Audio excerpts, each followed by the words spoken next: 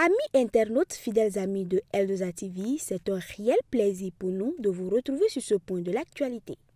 Cette semaine, au Soudan, l'armée reprend le palais présidentiel à Khartoum. Les troupes de l'armée régulière soudanaise ont repris ce vendredi 21 mars le palais présidentiel, saisi par des paramilitaires il y a près de 2 ans, a indiqué une source militaire à l'AFP. Le conflit qui oppose le général Abdel Fattah al-Burhan et son adjoint Mohamed Hamdan Daglo ravage le pays et a déjà fait des dizaines de milliers de morts. Autre nouvelle, le président tunisien Kais Saied a décidé, sans fournir de raison officielle, de limoger dans la nuit de jeudi à vendredi le premier ministre Kamel Mandouri, un technocrate qui avait été nommé en août dernier lors d'un vaste remaniement selon un communiqué de la présidence. Il a été immédiatement remplacé par Sarah Zafrani Zanzri, ministre de l'équipement, tandis que le reste du gouvernement a été maintenu selon l'annonce officielle.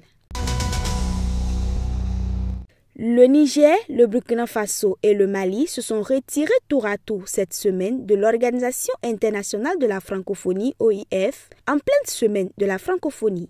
C'est en début de semaine que ces 3 pays africains de l'AES, gouvernés par des régimes militaires opposés à la France, ont annoncé avoir rompu avec l'OIF. Basé à Paris, l'OIF compte désormais 90 membres et a pour mission de promouvoir la langue française et la diversité culturelle et linguistique, la paix, la démocratie et les droits de l'homme, ou encore d'appuyer l'éducation.